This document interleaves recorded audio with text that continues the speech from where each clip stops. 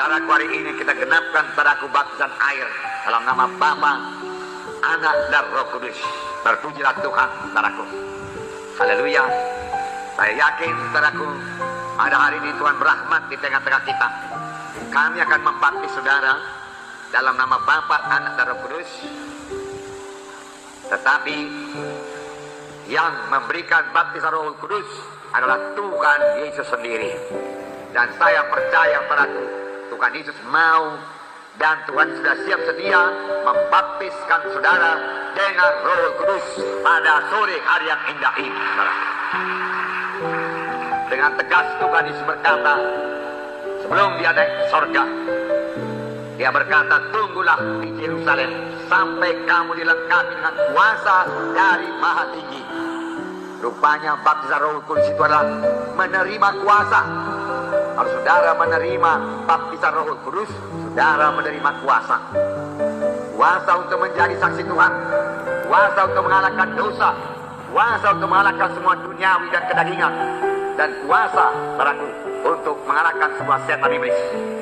Saudara berkata dalam nama Yesus. Itu sebabnya pada waktu Paulus melayani pada sidang di Efesus, dia menanyakan satu perkara, sudahkah kamu menerima Roh Kudus tatkala kamu percaya? Mengapa? Karena baptisan Roh Kudus satu kelengkapan bagi anak-anak Tuhan. Tuhan Yesus berkata, kamu akan menerima kuasa kelak apabila Roh Kudus turun ke atas kamu, dan kamu menjadi saksi bagi Yerusalem, Yudea, Samaria, hingga sampai ke ujung bumi. Jadi menerima baptisan Roh Kudus, menerima kuasa. Dari mulanya, saudaraku, Tuhan mengendaki manusia ini berkuasa.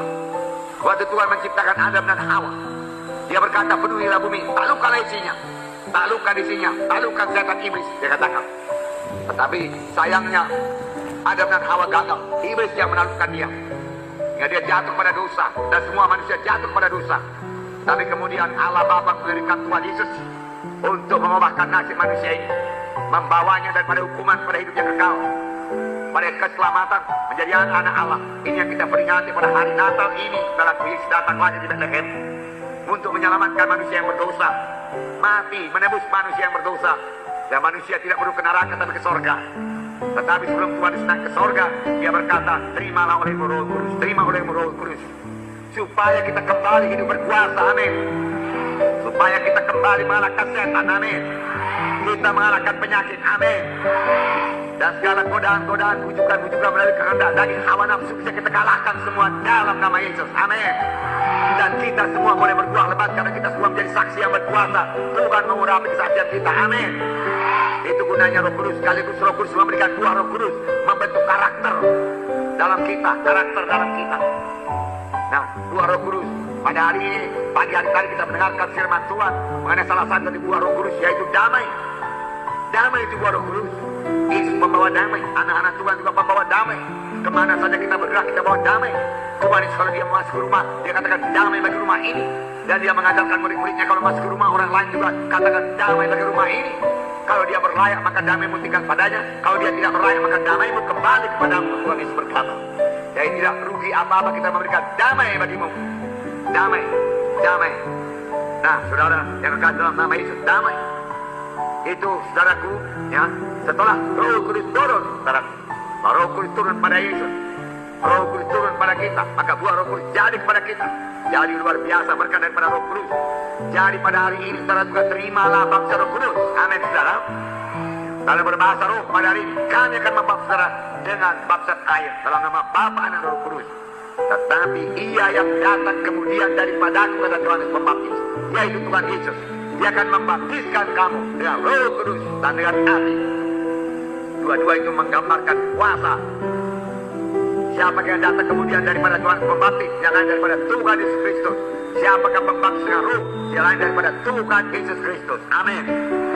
Saudara, pada hari ini, saudaraku, yang terima baptisan air, arti daripada baptisan, Roma pasal 6, 5 menit lagi, Roma pasal 6, jadi dikatakan, ayat 3, atau tidak tahukah kamu bahwa kita semua yang telah dibaptis dalam Kristus, telah dibaptis dalam kematiannya, dengan demikian kita telah dikuburkan bersama-sama dengan dia oleh baptisan dalam kematian, supaya sama seperti Kristus telah dibangkitkan dari antara orang mati oleh kemuliaan Bapa, demikian juga kita akan hidup dalam hidup yang baru, hidup dalam hidup yang baru.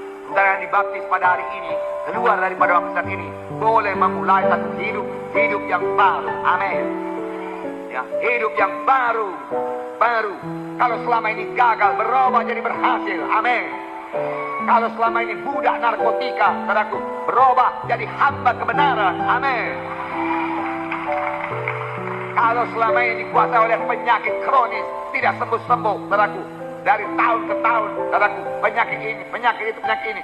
Saudara, sudah baptisan air ini hidup baru dalam hidup yang sehat. Mana Roh Kudus menghidupkan saudara. Haleluya. Hidup yang baru. Hidup yang baru. Hidup yang bersekutu dengan Tuhan. Hidup yang cinta kepada Tuhan. Hidup yang mempermuliakan Tuhan. Hidup yang jadi saksi Tuhan, saudaraku. Puji Tuhan, saudaraku. Haleluya, saudaraku. Nah, sudah Yesus dibaptis dengan Roh Kudus, baru dia mulai melayani. Dan Bapa berkata, inilah anak yang kukasihi, kepadanya lah aku berkenan. Aku berkenan. Dalam kebaptisan adalah kehendak Tuhan, saudara. Saudara, pada hari ini, saudaraku, yang terima baptisan air,